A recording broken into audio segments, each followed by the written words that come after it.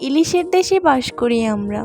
ইলিশ মাছ পছন্দ করে না এমন মানুষ বোধহয় খুব কমই আছে। বাজারে নতুন টমেটো উঠেছে, তো আজকে আমি আপনাদেরকে টমেটো দিয়ে ইলিশ মাছ বোনার সব থেকে সহজ একটি রেসিপি দেখাবো। এই রেসিপিটা কিন্তু রান্না করা খুবই সহজ আর খেতেও কিন্তু অসাধারণ হয়। তো চলুন রেসিপিটা শুরু করা যাক। তো এখানে আমি কড়াই গরম করে নিয়ে তেল দিয়ে দিলাম। আমি রান্নাটা সরিষার তেলে করছি, আপনারা চাইলে সয়াবিন তেলেও করতে পারেন। তো এখানে আমি পেঁয়াজ কুচি দিয়ে দিলাম। পেঁয়াজ কুচিটা একটু বেশি দিবেন, যেহেতু এটা আমি মাছটা ভুনা করব। তো পেঁয়াজটা আমি একটু ভেজে নিয়ে পরিমাণ মতো লবণ দিয়ে দিলাম, দিয়ে দিচ্ছি কাঁচামরিচ কুচি।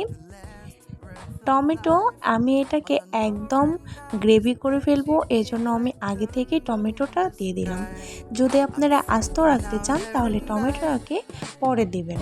তো আমি নেড়েচেড়ে ভেজে নিয়েছি। ইলিশ মাছ খুব কম মশলায় রান্না করতে হয়, তো আমি এখানে সামান্য পরিমাণে জিরা আর রসুন বাটা দিয়েছিলাম, দিলাম হলুদের গুঁড়ো, মরিচের গুঁড়ো পরিমাণ মতো দিয়ে দিয়েছি। আর ইলিশ মাছটা খুব কম মশলায় রান্না করলেই কিন্তু বেশি টেস্ট হয়।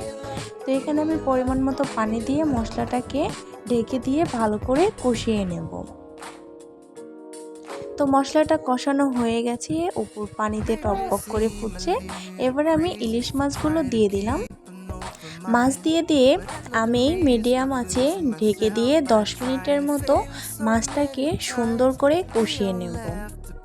তো ঢেকে দিয়ে আমি রান্না করে নিয়েছি। তো 10 মিনিট পর এই যে মাছের একদম এত সুন্দর একটা স্মেল হচ্ছে। ইলিশ মাছ তো আগে নাকি রান্না করলে 3-4 বাড়ি ঘ্রাণ চলে যেত, কিন্তু এখন তো আর ওরকম ঘ্রাণ পাওয়া যায় না। তারপরও এই মাছটার ঘ্রাণ অনেক সুন্দর ছিল। তো ঢেকে নিয়ে আমি রান্না করে নিলাম। এই তো হয়ে গেছে আমার ইলিশ মাছ ভুনা। খেতে কিন্তু খুবই অসাধারণ হয়েছিল। তো ভালো লাগলে অবশ্যই একটা লাইক, কমেন্ট, শেয়ার করে দিবেন। আল্লাহ হাফেজ।